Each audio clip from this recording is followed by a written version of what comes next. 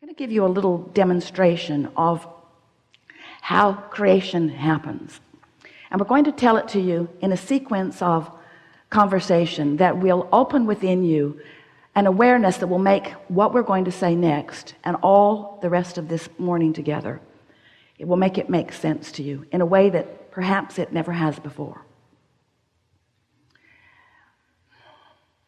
You understand the concept of momentum. We like the analogy of the car at the top of the hill. Take the brake off, take it out of gear, and you decide you'll just nudge it to see what momentum's really like. So you nudge your car and it begins to move over the crest of the hill, and then you realize you don't need this demonstration. You know from life experience what momentum in this case will be. And so you come to your senses right away because you like your car. And you step out in front of it and you let it bump up against you, and the momentum stops because you caught it early. You wouldn't want to be at the bottom of that hill attempting to stop that momentum.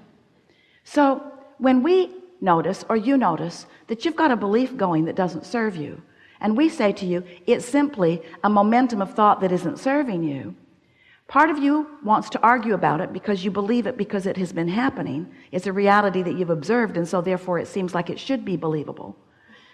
But we want you to understand that even if you decide that it is a belief that you don't want to keep active, you can't just stop believing that all of a sudden, because there's too much momentum about thoughts. Life is still delivering to you remnants and pieces of it to sort of, not with the purpose of keeping it alive, it's just the consequence. In the same way that there's no evil force trying to drag your car down the hill into a big crash at the end. It's just a natural consequence of momentum. So when you realize, or this is what we want you to realize, is that there is a point, an earlier point, where the momentum is easier to stop or easier to slow. There is a point in every conversation on every subject where it's easy for you to begin the momentum in the direction of what you want.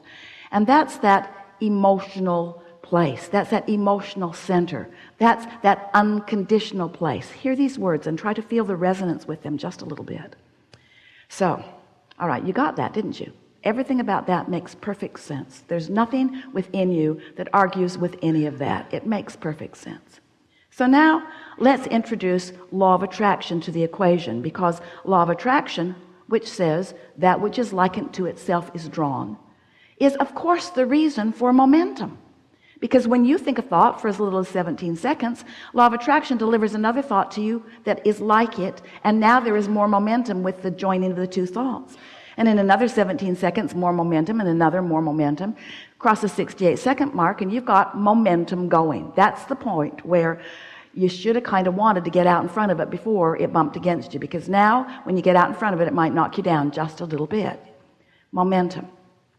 So let's say that you are like a normal human, and you're thinking about your day, you're thinking about your life, you're thinking about your world, you're thinking about the personal things and the not so personal things. You're thinking a lot of thoughts. You're engaged with life, and some of the thoughts you think serve you really well, some of the thoughts you think don't serve you so well, but you're just thinking thoughts because there's thoughts to be thunk, right? So here is this thought about something that you want, and you're thinking about this thought of something that you want, and it starts in a gentle place. Let's say that you started early enough in the day that it was easy to get it going in that direction, so you're thinking about what you want on this subject. It might be a lover, it might be financial remuneration, it might be purchasing business real estate, it could be any number of things. So you're focused upon this desire, and so far so good. You're thinking about it, and it feels good to you to think about it. It feels fresh, feels exciting. The idea of it really feels good to you. So you're thinking that thought, and then because you've got a belief that contradicts it, that's in the vibrational vicinity of that subject, you think, but I cannot really afford that. So now you've got this thought of what you want and this contradictory thought about it, and so you're not ever thinking two thoughts at the same time, but you're thinking them in close enough proximity to each other. I want it, but, I want it, but, I want it, but, that you've got a little vibrational wobble going here. You want it, but, so there's a little wobble going here.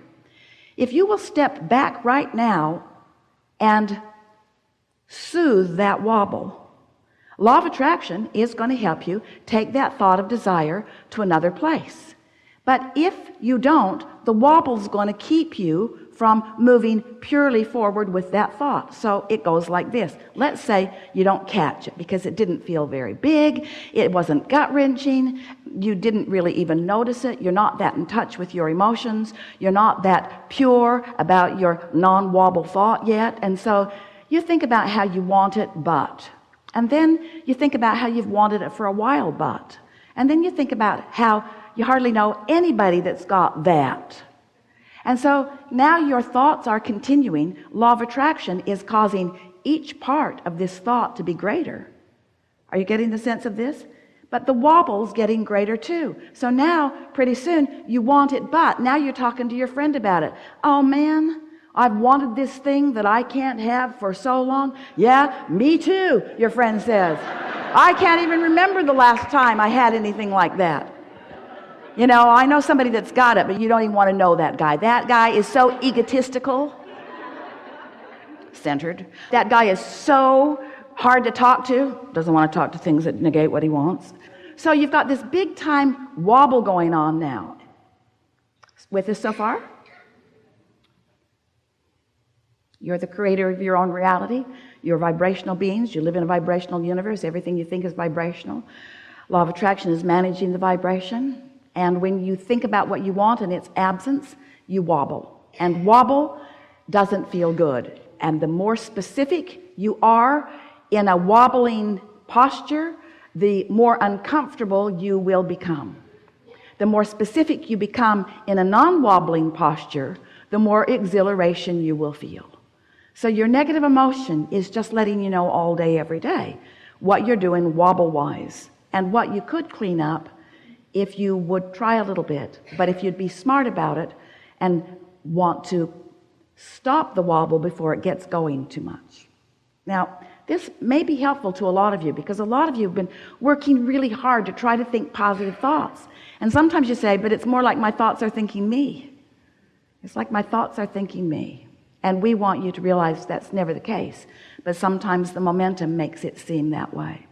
So the rule of thumb is to get as far into the good feeling thought as you can without wobbling. And in the moment that you start to wobble, back up from it just a little bit. Back up from it just a little bit.